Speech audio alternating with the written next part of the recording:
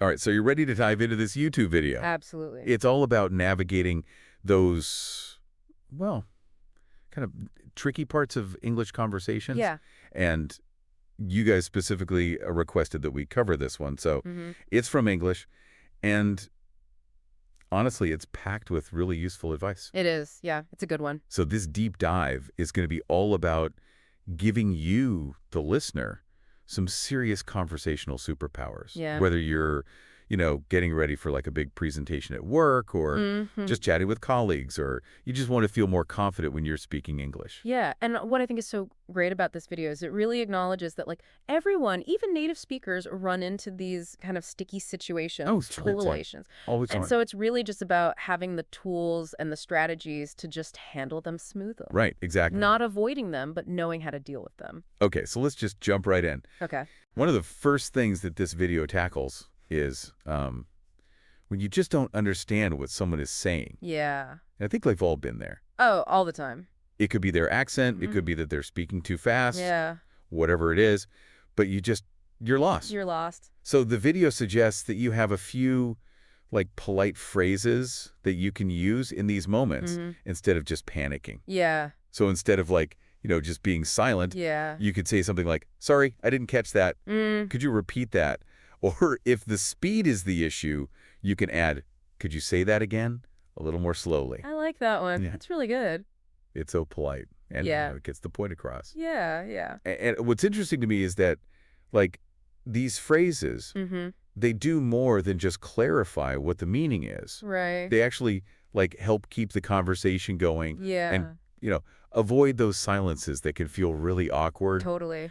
It's like you're saying, hey, I'm engaged. Yeah. I want to understand. And I want to keep talking to you. Yeah. I want to keep this going. Totally. Yeah. And the video also emphasizes the importance of having, a variety of these phrases. Yes. So you don't sound like a broken record. Right. So instead of just saying, could you repeat that all the time? You could try, sorry, I'm not following you. Right. Or, I don't think I understood clearly. Yeah. I love that. That's a good one. I haven't used that one. I'm going to use that one. Oh, yeah, it's a good one. I don't think I understood clearly.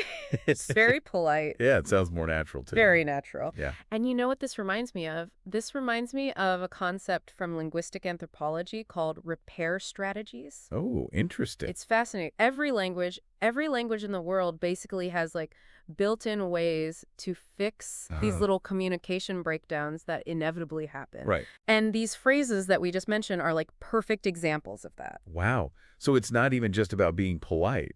It's actually tapping into something very fundamental. Yes. About the way they use language. Exactly. It's human. It's how we as humans use language. Wow. And it kind of highlights this idea that being a good communicator isn't about never making mistakes. Right. It's about having the skills to navigate those little bumps gracefully. Okay, now let's talk about something that I think everyone can relate to. Those tip-of-the-tongue moments. Oh, yeah. When you know the word, but you just can't seem to get it out. Yes, totally. I'm sure you've experienced this too, right? Oh, countless times. Really? And it's always the most important word in the sentence, too, Oh, tell me about it. I remember one time I was giving a presentation to, pretty big audience, and I completely blanked on this key term. Oof. And it's like your brain just decides to take a vacation at the worst possible moment. The worst possible moment. Yeah, and your confidence just goes poof. Yeah. And gone. Out the window. Yeah. But that's where I think the video's suggestion is so helpful. Okay. They suggest just saying, it's on the tip of my tongue. Right. Which is exactly how you feel. Yeah, it is. It's a perfect idiom. Yeah. It really captures the feeling. Totally. And using it can really, ease the tension and even invite the other person to help you. It's like you're throwing a lifeline, right? Yes, totally. It's just like struggling in silence. Yeah. You're acknowledging the situation and you're giving the other person a chance to jump in. To help. And it can even turn this awkward moment into a little puzzle that you solve together. I love that. Yeah, it's a collaborative moment. Yeah. It takes the pressure off of you, too. Exactly. Because everyone knows that feeling, right? So Yeah. they're probably empathizing with you when you say that. Now, the video also gives a couple other, helpful options. You could say, I'm sorry, I had a mental blank. Yeah. Or even just admit, I forgot the English word. Do you know what I mean? Yes, I love that one. Yeah. It's so straightforward. Yeah. And honest, it's just help me out. Yeah. You know what I mean? And I think sometimes we get so caught up in trying to sound perfect, Yes. Yes. that we forget that it's okay to just be real. Totally. And actually, that can make you a more relatable speaker. I think so. Yeah. I think embracing those imperfections can actually make you a more relatable and engaging speaker. But we've tackled misunderstandings. Yes. We've tackled those pesky words that we forget. Right. But what about those times when you completely lose your train of thought? Ooh, yeah. Happens to the best of us, right? Oh, yeah, all the time. It's like your internal GPS just completely goes haywire. goes off the map. Yeah. The video suggests using this really simple but effective phrase, Okay. which is, hang on, let me start over. I completely lost my train of thought. I love that. Just acknowledge it. Yeah, and lost. And move on. No need to pretend it didn't happen. Yeah. And I think it's important to think about, like, your nonverbal cues here, too. Yes. Right? Absolutely. If you can deliver that line with, like, a lighthearted tone and a smile, it can go a long way. Absolutely. It's like saying, hey, we all have those moments. Exactly. Now, the video also offers a really clever tactic for redirecting the conversation. If you just need a moment to regroup, Okay. you can say something like, tell me about the new project you're working on. Oh, that's smart. Yeah, kind of subtly shifts the focus. Yes. And gives you a little time to gather your thoughts. And it shows that you're still interested, right? Yes. So it's not like you've just checked out of the conversation. Okay, let's shift gears just a little bit. Okay. What happens when someone asks you about a topic Yes. that you know absolutely nothing about? Uh-huh. Yeah, it's like a deer in the headlights moment. Yeah. Yeah, I've been there. Yeah. It can feel really unnerving, especially if you feel like you should have an answer, right? Right. Like you should know this, but you don't. But the video gives us some really great lifelines for this situation, too. Okay, good. You can say something like, that's an interesting question. Let me think for a moment. Mm-hmm. Or, that's tricky. I've never been asked that before. Ooh, I like that. Yeah. That's good. And I think what I love about those is that they give you time. Yes. They got you a little time to think about it. Yeah. Or even just like decide how you want to approach the question. Exactly. It's so much better than just like blurting out, I don't know. Right. Which can feel kind of abrupt or like you're dismissing the question. Right. You're not taking it seriously. Right. Exactly. Yeah. And these phrases really show that you are taking the question seriously, even if you don't have the answer right away. Yeah. It shows that you're willing to engage with it. Yeah. Exactly. And, this makes me think about just a broader communication principle, which is being comfortable with not knowing everything. Oh, that's so important. Yeah. I think in a world that often really emphasizes, like, having all the answers and knowing everything. Yeah. It's so refreshing to just acknowledge that it's okay to not know something. Totally. And in fact, that it can actually like open up opportunities for learning and for like a deeper conversation, right? Yeah. Because now you're both kind of exploring it together. Exactly. It becomes a more collaborative kind of exploration. I love that. And it can be a real strength too, Oh, yeah. Like admitting you don't know something can actually show humility. A willingness to learn and actually create a sense of trust, I think. Totally. With the other person. It's like saying, hey, we're in this together. Exactly. Let's figure this out. Okay, so let's talk about another tricky situation. Okay. Which is when you get asked a question that you just don't want to answer. Ooh, yeah. Maybe it's too personal, or maybe it's just something that you're not comfortable discussing. Right. But, we all have boundaries, and it's important to be able to communicate those respectfully. Totally. And this video gives some, like, really helpful phrases for how to do that. Good phrasing. Like what? Like, for instance, you could say, I'd rather not answer that if that's okay, for personal reasons. Is it okay if we talk about something else? I like that, yeah. Yeah. It's very direct. Yeah. But also, like, polite. Yeah, and it keeps it open, right? Like, it's not like you're shutting down the conversation. Right. You're just saying, like, hey, let's talk about something else, Like, I'm still open to having a conversation with you. Totally.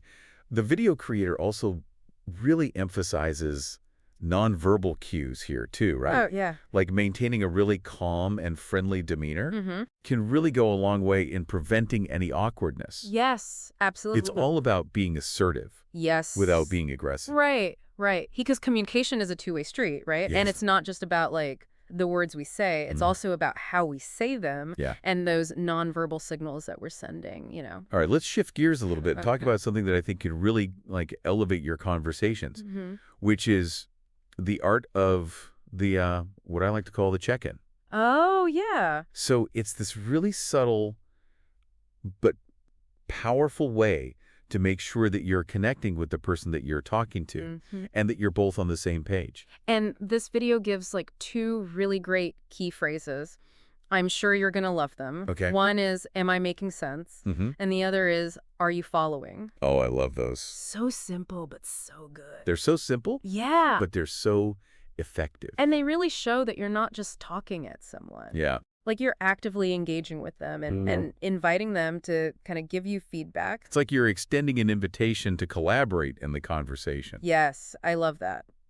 And I think it's especially helpful when you're talking about something that's kind of complex, or maybe it's new to the other person. Right.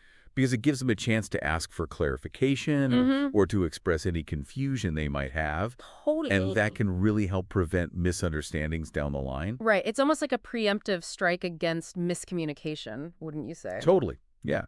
And I think it also helps foster a sense of trust and mutual respect. Absolutely. It's like saying, hey, I value your input.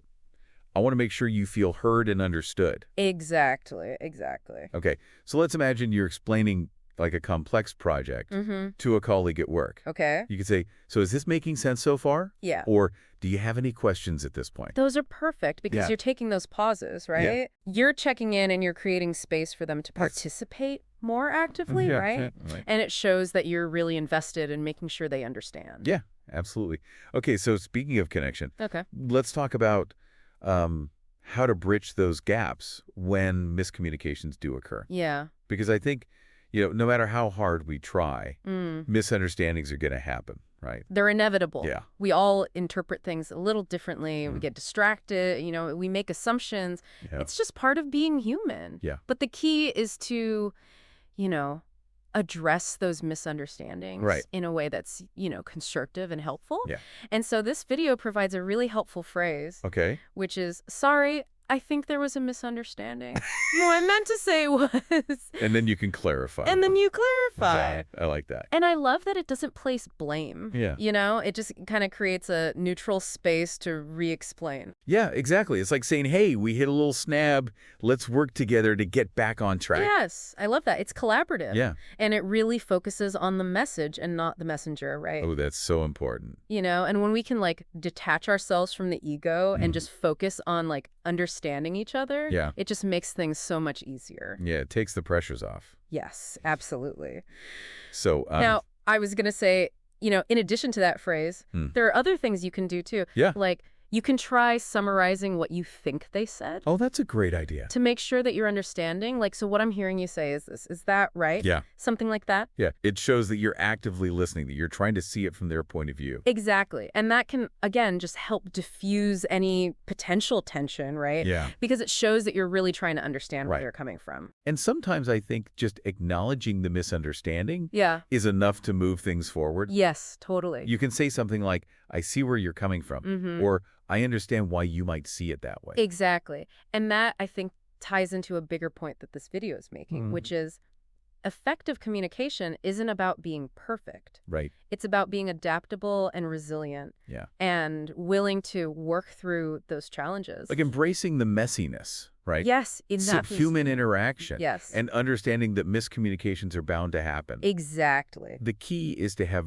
the tools to handle them gracefully. Yes. I love that.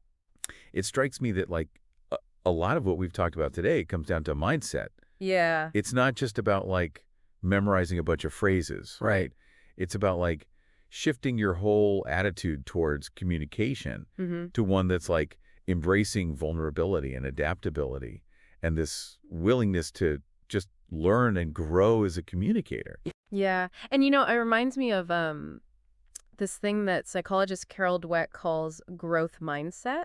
Oh, yeah. So it's this belief that our abilities aren't fixed, but can be developed through effort and learning. And that applies to communication too, right? Absolutely. So it's not about beating yourself up when you make mistakes or when you encounter those tricky situations.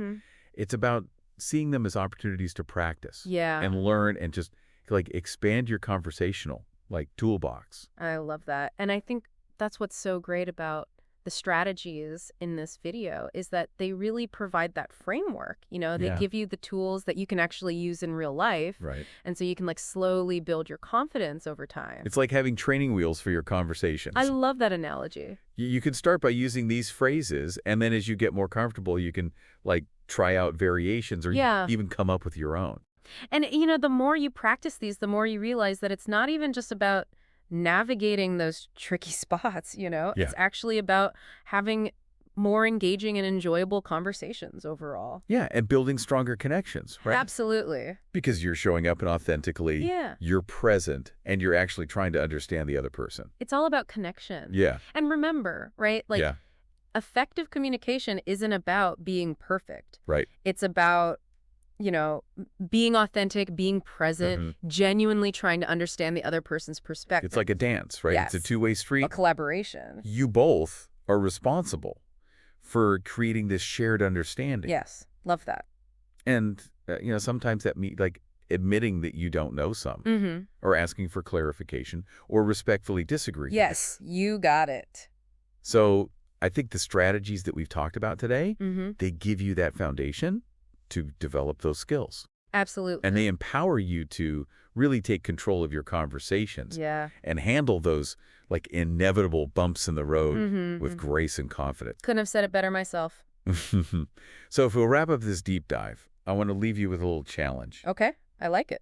Pick one of the phrases or strategies that we talked about today. Yeah. And just try using it in your next conversation. Love it. It doesn't have to be anything big or important. It could be just chatting with a colleague at work or catching up with a friend. Totally. But just try it out and see what happens. And don't be afraid to make it your own, Yes. The beauty of language is that it's flexible. Totally. Play around with it. Yeah. Find what works for you. And who knows, you might even inspire other people to become more confident communicators as well. That's the goal, right? Yeah. When we all feel empowered to express ourselves clearly and respectfully, it benefits everyone. It creates this ripple effect of good communication. Yes, I love it. Well, that brings us to the end of our deep dive. We hope you enjoyed this exploration of the art of conversation, and we hope you feel inspired to put these strategies into practice. Absolutely. And remember, communication is a journey, not a destination. Very true. So keep exploring, keep learning, keep those conversations flowing. Keep chatting. Until next time, happy chatting.